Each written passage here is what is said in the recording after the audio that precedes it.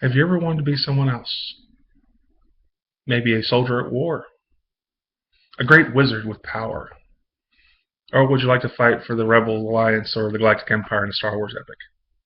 What if I told you you could in the world of video games? Video games have defined generations. They have changed the way we look at games, and they create new types of entertainment, especially the home video consoles, which is what we're talking about today. I began playing video games in the early 80s. The first system I ever played on was a Nintendo Entertainment System, which I will discuss later in this video. And some of my fondest memories are playing with my father. And I have owned several video game systems throughout the years. Starting with the very first console to the current generation of the Xbox One, the PlayStation 4, and the Wii U, one can look at the history of the video game consoles and see, how each decade was and defined by these consoles. For every story, there's usually a beginning.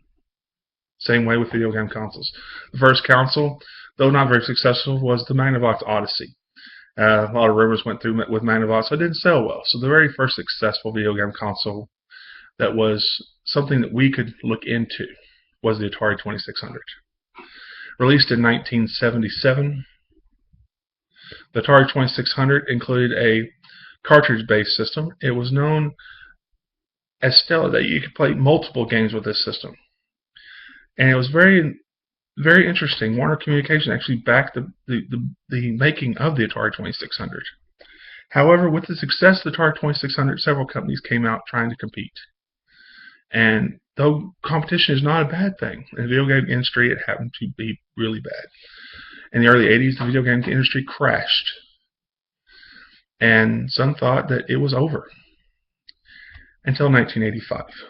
In 1985, a Japanese company that was used to making card games and playing cards created a video game system. In Japan, it was known as the Family Computer System. In the United States, we know it as the Nintendo Entertainment System, or the NES.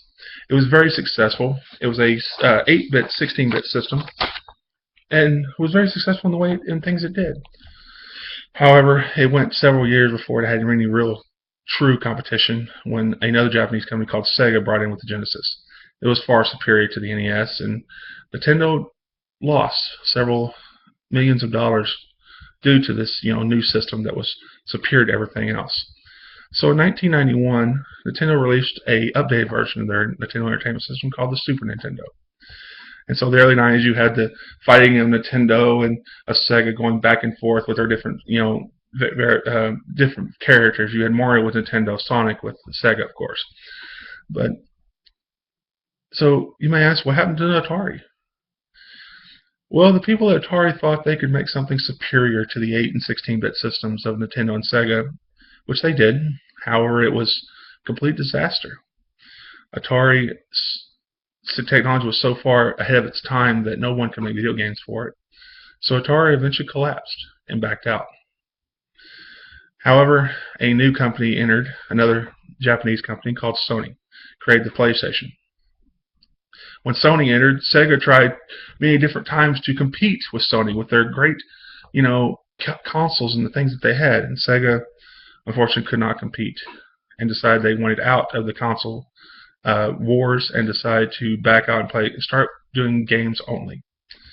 So now you had Nintendo and PlayStation.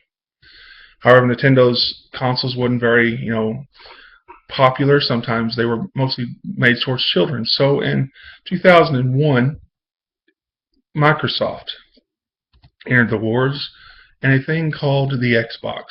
The Xbox was far superior. It was built like a PC more than a computer video game console. So it was superior in every way. However, things didn't always last. In late 2005, 2006, Nintendo came back with a revolution, the Wii. So if you look now at the current lineup of video game consoles, you will see the Wii and the Wii U. The Wii is still popular, even though it is outdated. You have the PlayStation 4 with Sony. And of course, Microsoft has the Xbox One. Even if you do not play video games, you can look at the different consoles and you can determine, how people are by the type of games that were out at the time and the times that each game defined everything about that person.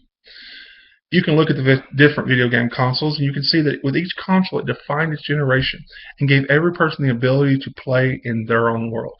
It's kind of funny. Sony had a commercial not too long ago that says, "You can live in your world, but you can play in ours."